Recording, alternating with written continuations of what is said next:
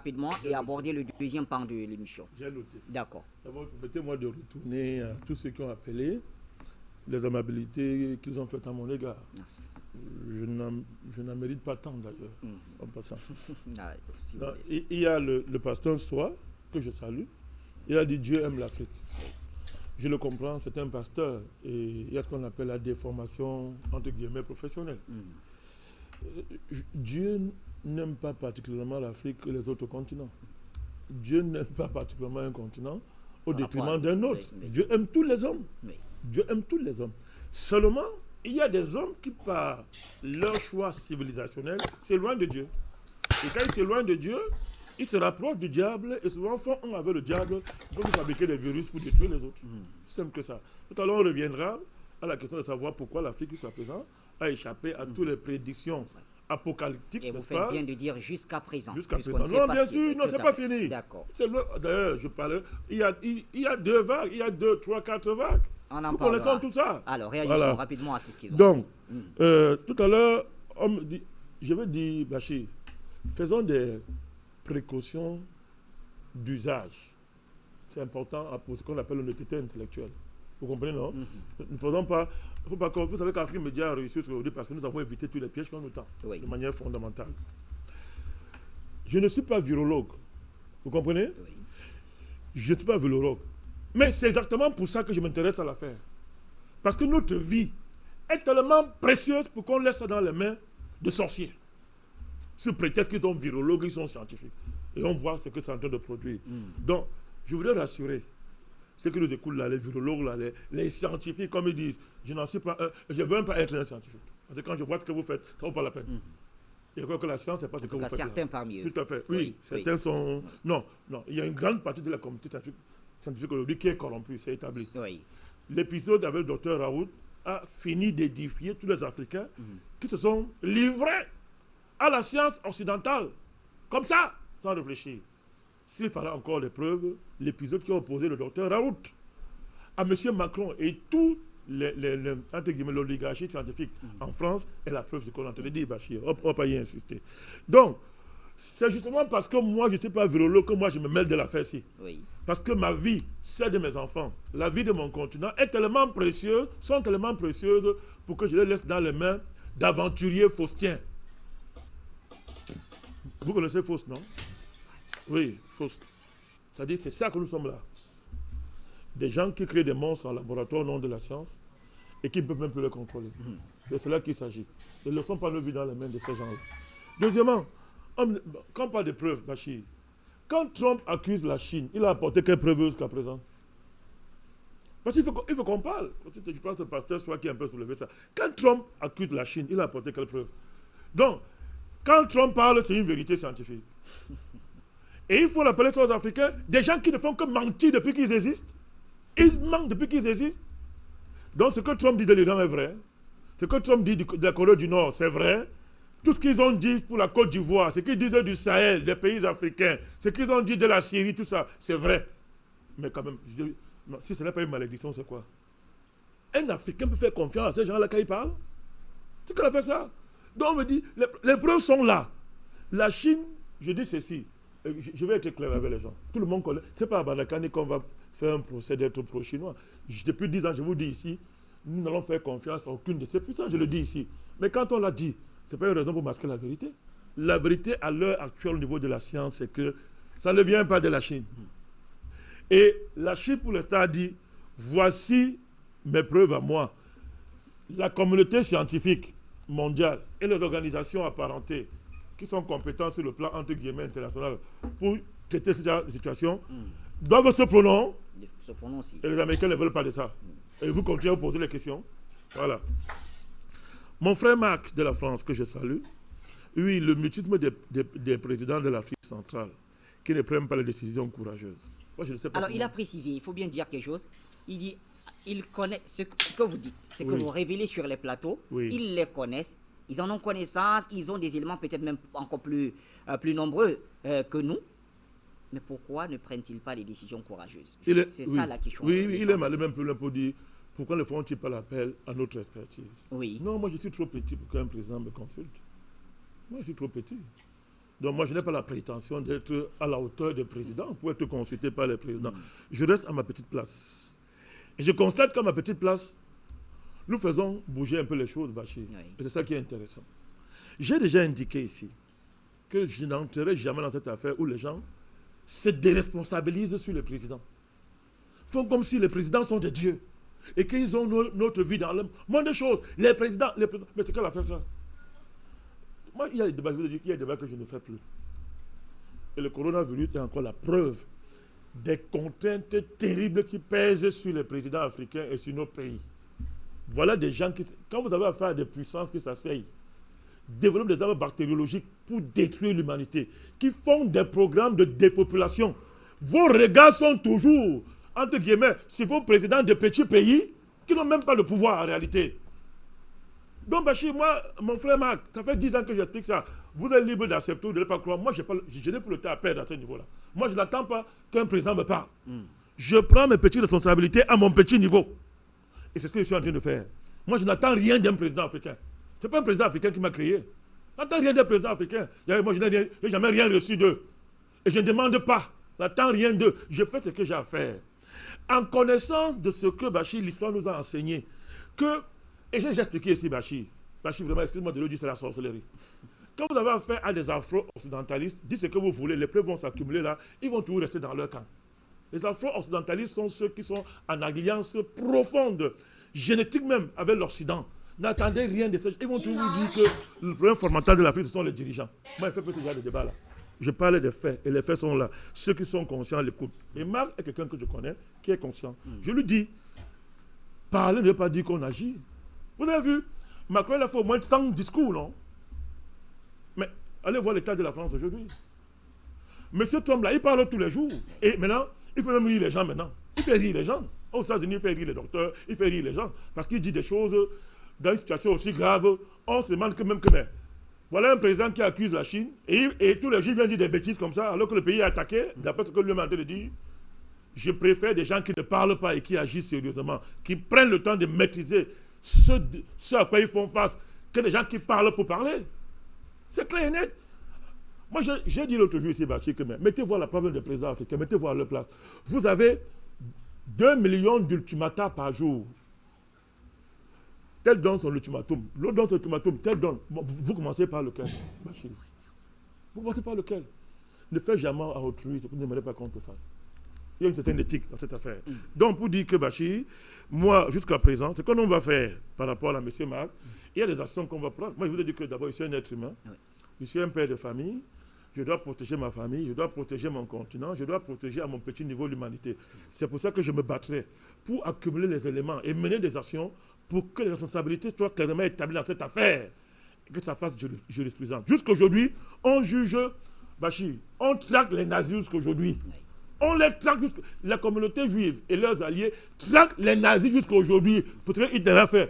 Le monde va-t-il se taire devant un crime comme ça, à ciel ouvert en plein jour, et laisser faire? Et les gens me parlent de démocratie, dans le nom même les présidents africains, vous êtes sérieux? Très bien. Revenons à présent à la question africaine, président Bandakani. Et c'est celle donc de savoir pourquoi l'Afrique jusqu'ici, puisque là on n'a plus qu'une heure d'émission et il y a des vagues d'appels, au risque de ne pas répondre à cette question, revenons-en. Oui. Pourquoi l'Afrique n'a pas été vraiment touché? C'est vrai que en tout cas on en est fiers, c'est pas qu'on s'interroge pour que ça vienne, non. Pourquoi la vague de contagion, la déferlante qui avait été prédite sur le continent africain n'est pas arrivée? Qu'est-ce qui a bien pu se passer? Qu'est-ce que le continent africain a de spécial? Ou alors était-ce une nouvelle annoncée pour voir la réaction avant d'envoyer la vraie attaque? Je citerai 3 ou 4 paramètres. Oui. J'engloberai ça dans un paramètre général. Très bien. Pour répondre à votre question. J'ai lu beaucoup de choses ici et là. Ah, je voudrais en passant vous adresser le salut spécial du professeur Jean-Paul Mbelek, oui, depuis la France, notre scientifique bien sûr qui nous suit en ce moment. Oui. Et vos contributions, monsieur le professeur Jean-Paul Mbelek, nous les attendons à tout moment. Vous pouvez envoyer vos messages, on les lira. Ou si possible, l'antenne est ouverte également pour vous. Retournez-lui mes salutations aussi. Oui. Parce qu'il y a des raisons algorithmiques, c'est-à-dire mathématiques, de sciences pures qu'on peut convoquer. Oui. C'est-à-dire quoi? Ça veut dire que à partir de ce qu'on appelle le potentiel de contamination d'une population. Et ce qu'on appelle le potentiel, c'est-à-dire la capacité de cette population à contracter des virus, vous voyez, à les digérer ou bien à en subir les conséquences jusqu'à un certain niveau de létalité. Vous comprenez? Donc ça veut dire qu'on va croiser des chiffres en manipulant la pyramide des âges. Vous voyez? La pyramide des âges, et à partir de ce moment-là, on peut dire que non, cette couche-ci, par rapport à tel virus, ou bien par rapport à une pandémie, peut résister mieux que telle couche. Telle population peut résister que telle couche. C'est d'ailleurs à ce à quoi servent en grande partie les études de ce laboratoire de sorcellerie, où on passe le temps à étudier nos ADN pour créer des virus qui vont nous tuer. Parce qu'en principe, Bachir, en principe, le virus n'est pas létal pour l'homme. C'est établi. Le virus, au contraire, même, c'est à activer nos défenses immunitaires. C'est sous certaines conditions que le virus déclenche des pandémies et décime les gens. Donc, c'est clair et net. Donc, il y a ces raisons-là qui font qu'aujourd'hui, en Afrique, globalement, on dit la jeunesse de la population africaine est une barrière naturelle. Sa jeunesse. La jeunesse de la population africaine est une barrière naturelle. L'autre raison qu'on peut convoquer, c'est le fait que notre système immunitaire en Afrique, ne sont pas encore totalement délabrés, comme le système immunitaire des Européens, qui sont complètement dépendants de la médecine conventionnelle, qui est une médecine qui est basée d'abord sur le fait de détruire complètement. Cette médecine déclare d'office que votre système immunitaire est incapable de vous défendre. Vous comprenez? Et alors on vous dit, on va ajouter, à votre système immunitaire naturel, on va ajouter, n'est-ce pas, un système immunitaire artificiel qui sort, n'est-ce pas, de cette médecine-là pour compléter. C'est ça le problème. Mais quand un enfant naît, par exemple, à l'Occident, 11 vaccins, il a 11 vaccins qu'il doit prendre. On dit pour renforcer son système immunitaire. Mais les enfants qui ont vécu avant cette médecine conventionnelle, ils faisaient comment? On renforçait ça comment? Non, naturellement. La nature n'est pas si méchante, Bachir, pour faire des complots contre l'être humain de façon permanente. Le comploteur permanent, le prédateur, le danger, c'est l'homme. Et il a été détruit la nature. C'est eux qui parlent d'écologie tous les jours, non? Donc les faits sont là. Donc il y a le fait que les systèmes immunitaires des Africains, globalement, je dis bien globalement, sont plus résistants potentiellement, n'est-ce pas, à des pandémies parce que, n'est-ce pas, la grande majorité des populations africaines n'a pas accès à votre médecine moderne là, et c'est tant mieux. À la fin, je veux dire, quand je vais globaliser ça, vous allez comprendre ce que je vais dire. Ils n'ont pas accès à ça et se débrouillent en bricolant les plantes naturelles comme ça et de manière informelle, qu'un, n'est-ce pas, se protège. Il y a ça. Et ça, c'est démontré par même les études scientifiques là. C'est démontré. Vous avez des raisons sociales. La rage de vivre. Oh, Bachir, la rage de vivre. La il y a quoi là? La médecine psychologique. Et il y a des thèses là, partout là dans le monde aujourd'hui, démontrent que la première défense immunitaire, c'est votre psychologie. C'est votre mental. C'est démontré là maintenant. Les étudiants, les gens, même dans les laboratoires américains, ils font ça tous les jours, ce qu'on appelle la psychomédecine. Ils vont jusqu'à faire la psychologie des microparticules. On est arrivé à ce niveau-là. Depuis Einstein, en passant par tous ces scientifiques-là, c'est le travail des Américains, c'est ça qui a abouti aux dernières armes qu'ils ont développées tout, avant d'arriver à l'infiniment petit au niveau biologique. Donc, ça veut dire que votre mentalité est une arme de protection terrible. La rage de vivre. Les Africains doivent se battre tous les jours pour exister, Bachir. L'instinct de survie. Si je voulais être bizarre, j'allais dire, est-ce qu'un mort craint la mort? Je ne voudrais pas... J'ai dit, c'est une formule, hein, oui. Parce que je ne veux pas être catastrophique. Mais un mort ne craint pas la mort. Les Africains, la majorité des peuples des Africains vivent au jour le jour. C'est-à-dire que le gars doit avoir 2000 par jour pour rentrer se reproduire au quotidien et en plus reproduire sa famille. Un gars comme ça, Bachir, quand tu lui parles du coronavirus, il regarde sa famille comme ça. Il se regarde, il dit, je fais comment? Coronavirus, moi et toi on meurt seulement. Moi et toi on meurt. Il dit ça. Et il sort le matin, il porte son masque, il fait ses gestes barrières, il dit, il s'engage.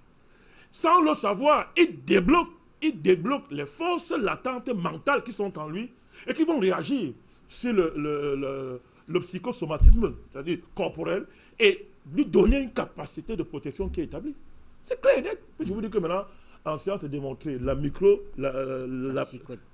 psycho-médication est établie aujourd'hui. D'ailleurs, rares sont aujourd'hui les hôpitaux qui ne font plus appel, n'est-ce pas, à des psychologues pour aborder. D'ailleurs, un bon médecin est d'abord même un bon psychologue. Donc, il y a ces raisons-là. C'est ce qu'on appelle la raison sociale. Bon, on peut dire qu'il y a l'immunité provenant de l'habitude du malheur. C'est-à-dire que lorsque, pendant près de 1000 ans, 2000 ans, 3000 ans, vous faites face à des malheurs sur le plan historique, au moment donné, ça vous blinde. Vous êtes mieux armé que certains jouets qui, dès la naissance, passent le temps à... sont heureux, sont bien, sont développés. C'est-à-dire, on leur donne tout. Mais vous, d'ailleurs, dans la vie de garder, un enfant qui est laissé à lui-même et qui se bat, va être différent d'un enfant à qui on a tout donné. C'est pour ça que les Chinois, la sagesse chinoise dit, ne m'apprends pas, ne me donne pas de poisson, apprends-moi à pêcher. Donc, vous avez ça, l'habitude du malheur peut aussi, de façon paradoxale, blinder ceux qui font face à l'habitude du malheur. Alors qu'on se comprenne bien, ce n'est pas pour autant qu'il faut abandonner des enfants. Non. C'est pas ce que je suis en train de dire. J'ai donné plusieurs raisons. C'est entre autres ça. Et c'est vrai, c'est vrai. Oui. Nous étions en Guinée-Conakry. Vous avez le comportement des Guinéens, non? J'étais avec vous. Ah oui. Il n'avait pas cette panique en Guinée-Conakry comme ce qu'on voit qu'on a pour vu avoir ailleurs. Fait face à Ebola. Tout à fait. Et ils avaient déjà une avance par rapport à ça. Oui. Moi et toi, on a vécu ça. Oui. Nous avons vécu ça en direct. Donc, quand je dis tout ça, Bachir, qu'est-ce qui a préservé l'Afrique? Son sous-développement. Vous me comprenez là? Je vous écoute.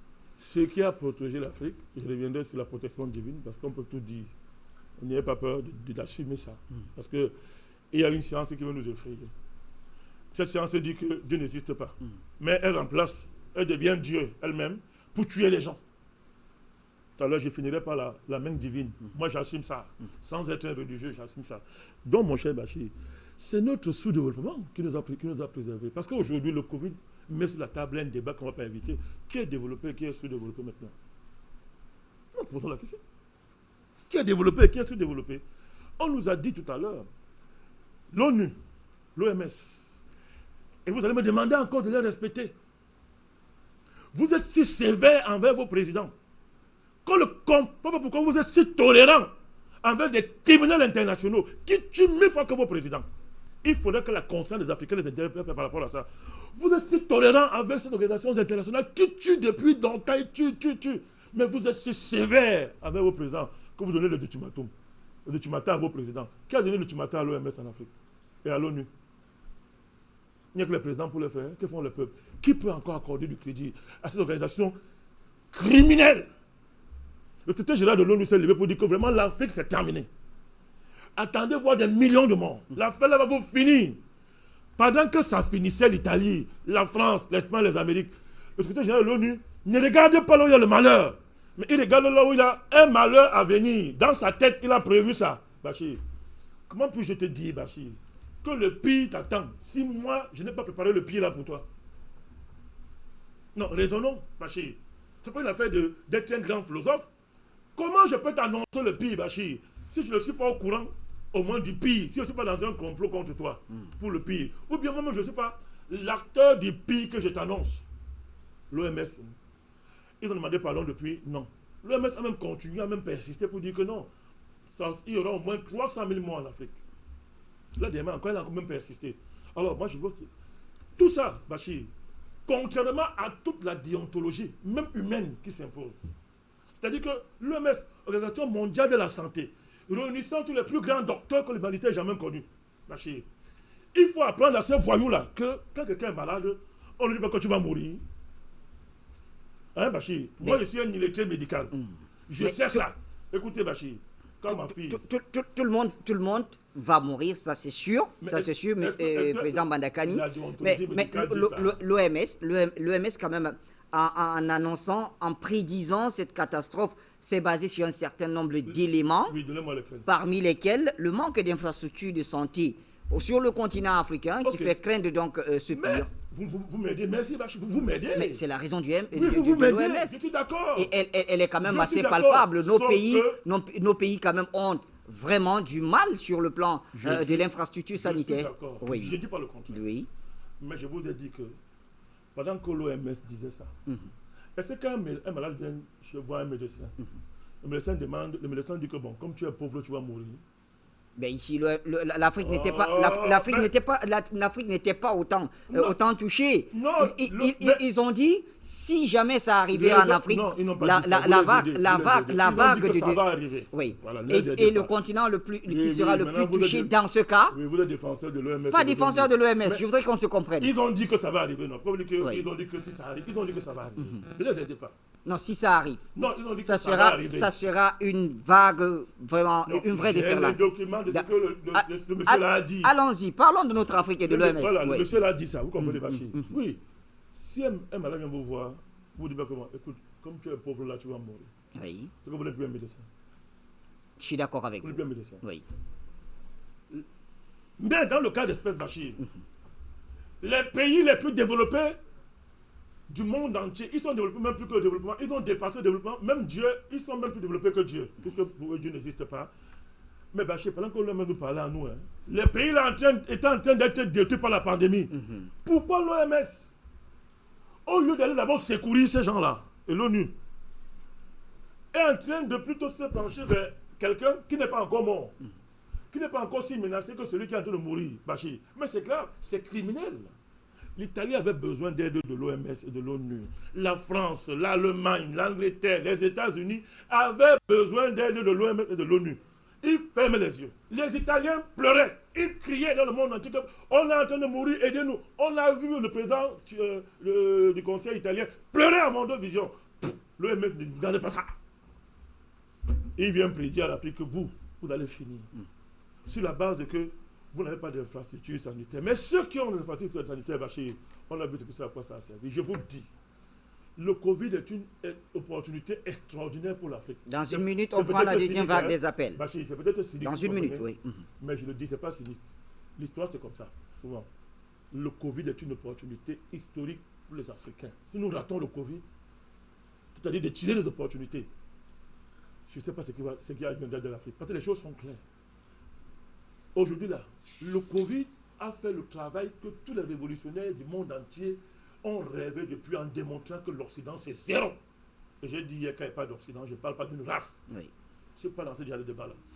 Zéro, c'est-à-dire que le monde qu'on nous a vendu depuis 500 ans, Bachir, c'est la fémania, c'est une bulle. Voilà ce que le Covid nous a enseigné, Bachir. C'est pour ça que moi, j'interdis à un scientifique d'être maître de ma vie. Il n'a rien à me dire. Je peux lire ces bêtises, mais je prends ma responsabilité. Et c'est ça qu'il faut faire au niveau global, au niveau de l'ensemble du continent. Rendre ça opérationnel à tous les niveaux. Je termine avec la question divine. Ah oui, Bachir, quand j'ai fini tout ça, je ne peux pas avoir peur à mon vision de célébrer mon Dieu. Je crois en Dieu. Je confesse Dieu, créateur du ciel et de la terre, Père universel de tous. Moi, je le confesse. Parce que je sais, moi, et ça, la petite science occidentale là, la petite science matérialiste, capitaliste, faustienne, qui veut détruire le monde, n'a même pas, je l'ai dit ici longtemps, n'a même pas commencé encore la science, Bachir. Parce que eux, ces gens-là, n'est-ce pas, ils connaissent l'ADN physique, non, Bachir? Hein? Est-ce que vous me suivez? Ils connaissent le génome physique, non? Oui. Le génome humain physique, non? Est-ce qu'ils connaissent le génome spirituel? Est-ce qu'ils connaissent l'ADN spirituel? Les Africains connaissaient ces choses hier. Il est temps de revenir à ces choses, Bachir. Vous comprenez? Dieu, oui, a eu de la compassion, pas la pitié, parce que Dieu n'a pas pitié, Dieu a la compassion. La compassion pour les Africains, parce que, Bachir, quand le monde se réunit contre vous pour vous anéantir, même dans la vie simple, quand tout le monde veut votre mort, Dieu vous protège. Parce que c'est une question de principe, vous comprenez? Et Dieu a protégé l'Afrique. Oui, Bachir, n'ayons pas peur de démontrer, de dire que Dieu, puisque la science matérialiste, là, profane, ne découvre que des lois qui existent déjà. Vous comprenez? Alors, elle ne peut pas venir nous dire que Dieu n'existe pas et elle prend la place de Dieu, elle devient Dieu que nous on doit adorer alors qu'elle nous conduit à l'abattoir. Le Covid nous a montré que cette affaire-là, il faut arrêter ça. Merci, Président Bandakani. Nous retournons au téléphone.